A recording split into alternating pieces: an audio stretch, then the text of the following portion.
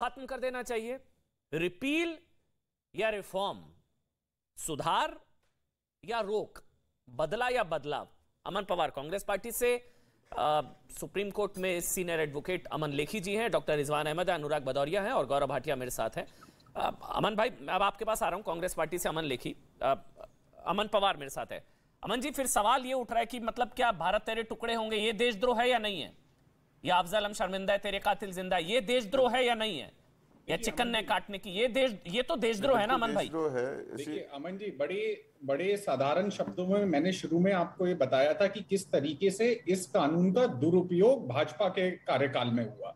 और बड़ी अजीब सी बात है कि एक तरफ गौरव भाटिया जी अपनी पीठ पर थपथपा रहे हैं कि हमने एफिडेविट दिया और हमने सुप्रीम कोर्ट को बोला कि हम इस पर पूर्ण विचार कर रहे हैं, और उसी समय पर आपने देखा कि कैसे किरण रिजिजू जो हैं, जो कानून मंत्री हैं, उनका बयान आया और उन्होंने कहा कि सुप्रीम कोर्ट को लक्ष्मण रेखा नहीं पार करनी चाहिए थी। तो दोनों में बहुत ही अंतर है। और ये किस लिए ऐसे बयान आ रहे हैं? क्योंकि मैं पूरी बात मूलतः देशद्रोह कानून के खिलाफ है, अगर मैं गलत नहीं हूं तो। ठीक, बिल्कुल देशद्रोह कानून के। उन्होंने जो आज कानून मंत्री का बयान आया कि लक्ष्मण रेखा नहीं पार करनी चाहिए थी, वो इस संदर्भ में आया कि जो भाजपा की सरकार थी उसका ये पसंदीदा हथियार बन गया था। उसी पर आ रहा हूं अमन जी, सवाल पूछ रहा हूं आप ही के पास, मैं कहीं और नहीं जा रहा, आप ही से बात कर रहा हूं मैं अमन जी। मेरा सवाल, मतलब आप मूलतः देशद्रोह कानून के 124 के खिलाफ हैं, ठीक? देखिए, मैंने आपको बड़ा स्पष्ट शब्दों में यह बताया शुरू में कि किस तरीके से 97% मुकदमों में कोर्ट से जिनके खिलाफ भाजपा ने देशद्रोह का कानून लगाया वो बरी हो गए। अमन, 75% मुकदमों में कानून के हाँ या ना कर दीजिए, क्या बुराई है?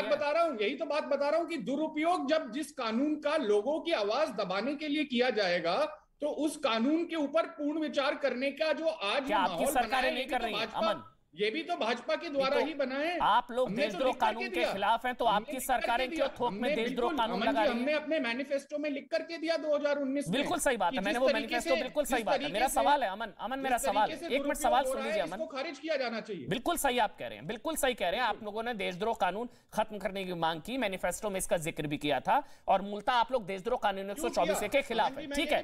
मेरा सवाल है, एक मिनट अमन, मेरा सवाल है, अगर आप लोग देशद्रोह कानून के इतने खिलाफ है मूलतः, तो आपकी सरकारें, जहां आपकी सरकारें क्यों थोक में देशद्रोह कानून लगा रही हैं लोगों पर, महाराष्ट्र में, राजस्थान में? मैं आपको पहले सबसे एक बात बताऊं कि देशद्रोह कानून एक लौता कानून नहीं है जो इन परिस्थितियों में ऑपरेट करता है। जैसा कि बताया बाकी प्रवक्ताओं ने, यूएपीए है, ऑफिशियल सीक्रेट्स एक्ट है, आईपीसी है, आप लोग खिलाफ है, लेकिन जहां जहां आपकी सरकारें हैं वहां थोक में देशद्रोह कानून लगाया जा रहा है। आप बताइए अगर मैं गलत कह रहा हूं तो, हाँ या ना? आप कंपैरिजन निकाल लीजिए। नहीं, और मैं आपको कंपैरिजन दे रहा हूं भाई, वो तो साथ में है ना, कंपैरिजन दिया, कंपैरिजन वाली बात ही नहीं है। बीजेपी तो देशद्रोह कानून के साथ है, आप लोग खिलाफ हैं, तो आपकी सरकारें क्यों देशद्रोह कानून लगा रही हैं? अमन भाई, मैं बता रहा हूं आपको, हमारी सरकारें, एक उपयोग और दुरुपयोग का फर्क बता रहा हूं। 2009 और 2014 में सिर्फ 16 हनुमान चालीसा पर देशद्रोह उपयोग या दुरुपयोग? सर एक मिनट रुकिए, मेरी आंकड़े भी, एक मिनट, आंकड़े जो एनसीआरबी के आंकड़े उन्हीं से बता रहा हूं। 2009 और 2014 के बीच में देश भर में 16 मुकदमे दर्ज हुए। 2014 और 21 के बीच में 7 साल के अंदर 400 से ज्यादा भाई, इन आंकड़ों का वो तो पक्ष में है ना देशद्रोह के। आप मेरी बात नहीं समझ रहे, एक बार आराम से सुनेंगे, आप समझ में आएगा। एक मिनट सुन लीजिए, मेरे को रिक्वेस्ट कर रहा हूं, एक मिनट सुन लीजिए अमन भाई, एक मिनट। बीजेपी देशद्रोह कानून के पक्ष में है, ठीक? वो रिव्यू के, वो रिपील के, एक मिनट, मेरा सवाल है, वो तो इस्तेमाल कर रहे हैं देशद्रोह कानून का। मेरा सवाल ये अमन भाई आपसे, आप लोग देशद्रोह कानून के खिलाफ हैं, आप कहते हैं देशद्रोह कानून नहीं होना चाहिए, हमारी जीत हो गई आज। तो जहां जहां आपकी सरकारें हैं वहां क्यों थोक में देशद्रोह कानून का इस्तेमाल किया जा रहा है, दुरुपयोग किया जा रहा है?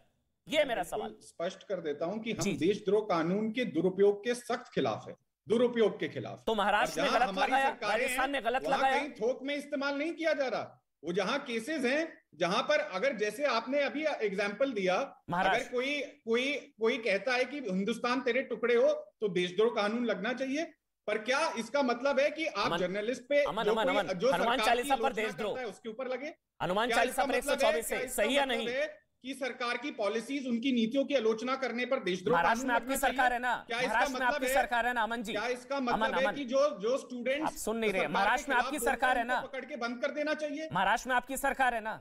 हनुमान चालीसा पर लगाना देशद्रोह, हमारा समर्थन है सरकार। तो आप उसके खिलाफ है, चलिए अच्छी बात है, बोल दीजिए नवनीत राणा दंपत्ति पर देशद्रोह के खिलाफ हूं मैं, बोल दीजिए आप, मेरे पास तो ये तो खबर है, अगर आप उसके खिलाफ हैं, ये शिवसेना का फैसला था। आपको एक बात बोल रहा हूं सर, जी जी स्पष्ट बात बोल रहा हूं जी, कि जहां जिस तरीके से इस देशद्रोह कानून का दुरुपयोग भाजपा के कार्यकाल में हुआ है सर, जिस तरीके से मुकदमे में देशद्रोह उपयोग या दुरुपयोग 100 टाइम्स ज्यादा मुकदमे दर्ज हुए हैं, वो दुरुपयोग राणा दंपत्ति पर देशद्रोह 124 से उपयोग या दुरुपयोग, सदुपयोग या दुरुपयोग के खिलाफ देशद्रोह लगाया था, वो सही था कि गलत था? आपके बहुत सारे, आपको पता है पिछले साल और अब तक 100 से ज्यादा जर्नलिस्ट को अमन, मेरा सवाल बहुत सीधा है, आप लोग, मेरा सवाल ये है, महाराष्ट्र में राणा दंपत्ति पर देशद्रोह सदुपयोग या दुरुपयोग, बस सीधा सा सवाल। 100 से ज्यादा जर्नलिस्ट योगी सरकार और मोदी सरकार बंद कर चुकी है देशद्रोह कानून में, क्या वो सही है कि गलत तो है? गलत ना, मैं बोल रहा हूं गलत, आप बताइए जो महाराष्ट्र में लगा सदुपयोग या दुरुपयोग? जो वो कोर्ट तय करेगा, आप भी हमने तय करेंगे, तो अभी आप वो वाला, वो भी कोर्ट तय करेगा, फिर वो यूपी वाला भी कोर्ट तय करेगा, फिर आपने क्यों तय कर दिया? जिस तरीके से फिर अमन भाई आपने कैसे तय कर दिया वो भी कोर्ट तय करेगा? ये तो डबल स्टैंडर्ड्स हुए, आप लगाए तो बढ़िया, वो लगाए तो दुरुपयोग, आप लगाए तो उपयोग, सदुपयोग। बिल्कुल नहीं, जिस तरीके से जितने नंबर आप कह रहे हैं हम 124 के खिलाफ, आपकी सरकारें थोक के भाव में देशद्रोह लगा रही है। पूछिए कि क्यों लगाया विनोद दुआ पे देशद्रोह? सर आपकी सरकार नहीं लगा रही क्या पत्रकारों पर?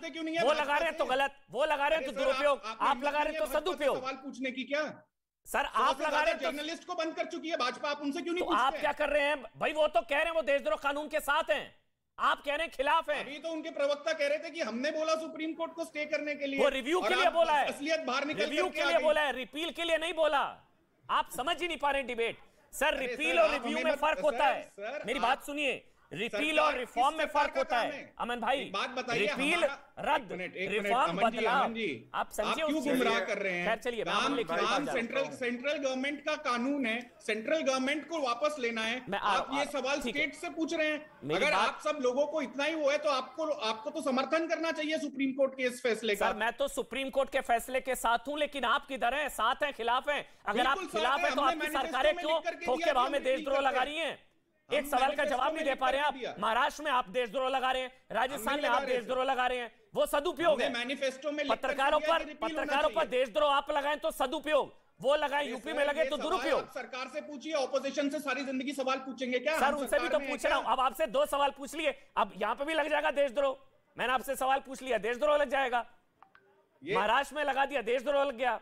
अमन भाई, सीधा सा सवाल था, सदुपयोग या दुरुपयोग? सीधा सा जवाब ये है अमन जी, ठीक है, नहीं है सर, कोई सेंट्रल गवर्नमेंट का आईपीसी जो है सेंट्रल गवर्नमेंट का कानून है, स्टेट का कानून तो है नहीं। मैं अमन लेखी के पास जा रहा हूं, फिर डॉक्टर रिजवान आपके पास आऊंगा। पहले सीनियर एडवोकेट सुप्रीम कोर्ट अमन लेखी जी, अमन लेखी जी, रिपील या रिफॉर्म, बदला या बदलाव, रोक या सुधार?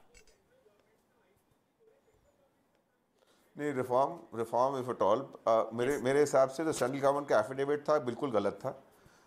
जिस तरीके से मैटर हैंडल होना नहीं चाहिए था।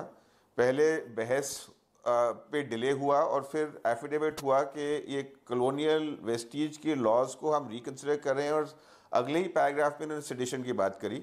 जो सेडिशन का लॉ है कॉलोनियल वेस्टीज का नहीं है। तिलक के बारे में जो बात करते हैं, जो सेडिशन तिलक पे लगी थी और जो सेडिशन का लॉ आज है एकदम भिन्न है।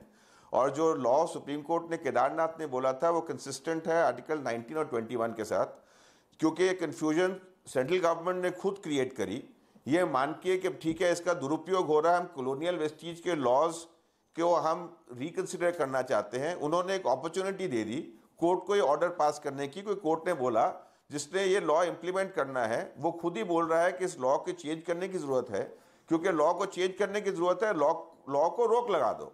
अब सेंट्रल गवर्नमेंट को ये बोलना ही नहीं चाहिए था। जो बोलना चाहिए था ये है कि जो लॉ है वो सही है, और क्योंकि लॉ सही है इसकी इम्प्लीमेंटेशन के लिए सुप्रीम कोर्ट का काम है, कोर्ट का काम है या बोलना या लॉ गलत है या इन एक्सट्रीम सिचुएशन बताना कि लॉ को किस तरीके से इम्प्लीमेंट करना है। ये सुप्रीम कोर्ट का काम नहीं बनता कि जो लॉ है वो इम्प्लीमेंट ही नहीं होगा और वो इन सम वे अबेयंस में चला जाए। ये सुप्रीम कोर्ट का काम नहीं है। जो सुप्रीम कोर्ट ने किया गलत किया, जो सेंट्रल गवर्नमेंट ने किया वो भी गलत किया, और ये जो गलती का जो नुकसान है वो हम सहेंगे। क्योंकि जो सेडिशन का लॉ है बहुत जरूरी है किसी भी कंट्री के लिए, क्योंकि पब्लिक ऑर्डर रिलेटेड है। और मैं पैनलिस्ट को सुन रहा था, ना एनएसए इसको सब्स्टिट्यूट कर सकता है, ना यूएपीए सब्स्टिट्यूट कर सकता है। यूएपीए और एनएसए दोनों भिन्न कानून है। एनएसए प्रिवेंटिव डिटेंशन है, यूएपीए टेररिज्म है। सेडिशन इज ओनली 124A और ये किसी और से सब्स्टिट्यूट नहीं होता। और मेरे हिसाब से जो हुआ है एकदम गलत हुआ है। ठीक है गौरव, एक मिनट डॉक्टर रिजवान, उससे एक बार पहले गौरव, उसके बाद डॉक्टर रिजवान। एक मिनट गौरव से सवाल, क्योंकि अमन लेखी जी ने पूछा कि सर आप लोगों ने तो रिव्यू की मांग करी थी, रिव्यू आप लोग चाह रहे थे, रोक लग गई। अमन लेखी को आपने सुना? नहीं, अमन जी मेरे सम्मानित साथी हैं और मैं इतना ही कहूंगा कि उनका तजुर्बा कोर्ट में बहुत है, लेकिन जो एफिडेविट केंद्र सरकार द्वारा दिया गया है, जिसको मैंने आपके समक्ष भी रखा, वो ऐतिहासिक है अमन जी। वो इसलिए ऐतिहासिक है क्योंकि सरकार ने इसको एडवर्सेरियल लिटिगेशन नहीं माना। सरकार ने माना कि इस पे पुनर्विचार करने की आवश्यकता है और उसके बाद ये निर्णय और ये फैसला कोर्ट के समक्ष रखा। अब समय मिल गया है और इस पे टिप्पणी करना किसी भी पार्टी के प्रवक्ता का काम नहीं है कि आगे क्या फैसला लिया जाएगा। जो फैसला लिया जाएगा वो देश के हित में होगा, ये यकीन जनता को भी है। और मैं भारतीय जनता पार्टी का प्रवक्ता होने के नाते ये कह सकता हूँ। अमन लेखी जो कह रहे हैं कि रिव्यू तो आप ही मांग रहे थे। हाँ जी, रिव्यू तो आप ही मांग रहे थे, तो रोक लग गई। आप लोग मांग रहे थे ना रिव्यू? नहीं, बिल्कुल। मैं तो उनकी जो ये उन्होंने तथ्य उजागर किया है वो लाइन भी पढ़ दूं कि हमने ये अब फैसला किया है कि हम री एग्जामिन और रिकंसिडर करेंगे सेक्शन 124A को। तो इसमें कोई विरोधाभास नहीं है, तथ्य सही है, लेकिन उसका परिणाम क्या होगा ये सबके सामने जब आएगा तो मैं समझता हूं उसकी गुणवत्ता पे भी चर्चा हो सकती है। रोक सही है इसका मतलब? और अमन जी, अब मैं एक बात और कह लूं, अगर आप बोलिए गौरव, बोलिए प्लीज बोलिए। डॉक्टर रिजवान, उसके बाद आपके पास आ रहा हूं। हाँ, धन्यवाद। देखिए, ये बड़ा महत्वपूर्ण है। कांग्रेस के यहाँ पे प्रवक्ता है, मेरे साथी अनुज हैं। एक बात जरूर कहूंगा, उन्होंने बार बार कहा 2009 से लेके 2014 तक इतने राजद्रोह के मामले थे, 2014 के बाद बढ़ गए। वो वकील भी हैं। क्या प्रदेश की सरकारें राजद्रोह का मुकदमा नहीं लगा सकती? और उन्होंने कहा कन्विक्शन रेट नीचे था, तो प्रोसिक्यूट कौन करता है? प्रदेश की सरकारें। और ये आंकड़ा मैं जरूर दे दूं कि 56 बार, झारखंड में तो कांग्रेस की सरकार है ना, एनसीआरबी का 2020 का डेटा है, राजद्रोह का नहीं, waging war against the country, मतलब जिसमें फांसी की सजा है और संगीन अपराध है, वो 56 बार लगाया है झारखंड की सरकार ने। उत्तर प्रदेश ने 0, उत्तराखंड ने 0। तो अभिव्यक्ति की आजादी के दुश्मन कौन? कांग्रेस पार्टी। पहला संशोधन संविधान में आर्टिकल 19(1)A में किसने किया? कांग्रेस पार्टी। केदारनाथ का फेमस केस 1962, बिहार में किसकी सरकार थी? Congress party. 66A of information technology act संशोधन किसने किया, जिसको गैर संवैधानिक पाया गया 2008 में? कांग्रेस की सरकार। ये सब दिखाता। इमरजेंसी किसने लगाई? इंदिरा गांधी। सो अभिव्यक्ति की आजादी से इनको नफरत रही है। अब हम अभिव्यक्ति की आजादी का सम्मान करके सशक्त बना रहे हैं तो इनको दिक्कत हो रही है, और ये होनी भी चाहिए क्योंकि ये देश से गद्दारी करते रहते हैं। चलिए डॉक्टर रिजवान पहले आप, उसके बाद अमन आ रहा हूं। डॉक्टर रिजवान बहुत देर से वेट करें और अनुराग उसके बाद बोलेंगे। डॉक्टर रिजवान, फिर वही सवाल, रिपील या रिफॉर्म, रोक या सुधार? हाँ, अभी इतनी देर से मैं आराम से बैठा था, सब हमारे सुप्रीम कोर्ट के लॉयर्स हैं, मैं तो ट्रायल कोर्ट का, डिस्ट्रिक्ट एंड सेशन का छोटा सा वकील हूं।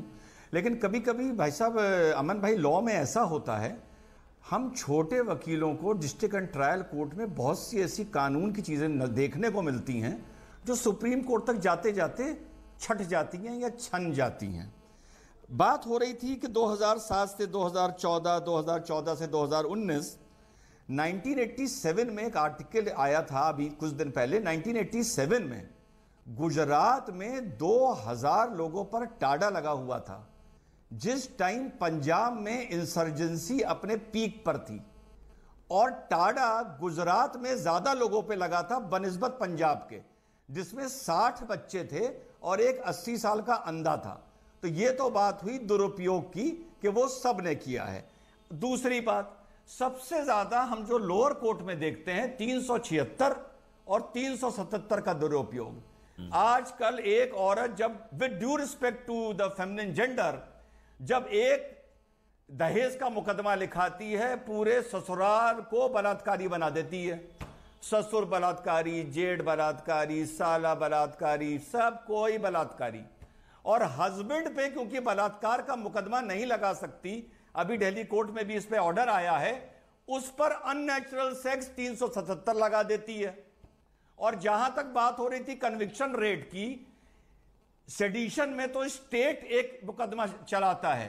रेप जैसे में जहां एक प्रोसिक्यूटरेक्स होती है, एक विक्टिम होता है, वहां का कन्विक्शन रेट 25% है। तो मेरा एक सजेशन है कि जब तक जुडिशियल रिफॉर्म और पुलिस रिफॉर्म ना आए, 1 साल के लिए पूरे कानून को ही स्टे कर देना चाहिए। सीआरपीसी, आईपीसी सब स्टे कर दो 1 साल के लिए। इस हिसाब से अगर दुरुपयोग की वजह से स्टे किया जा रहा है तो मेरा सजेशन है भैया पूरी IPC, CrPC, evidence act stay कर दो 1 साल के लिए। 1 साल में रिव्यू करो, फिर नया कानून लेके आओ और पीछे के मुकदमे आगे ट्रांसफर कर दो। अमन पवार।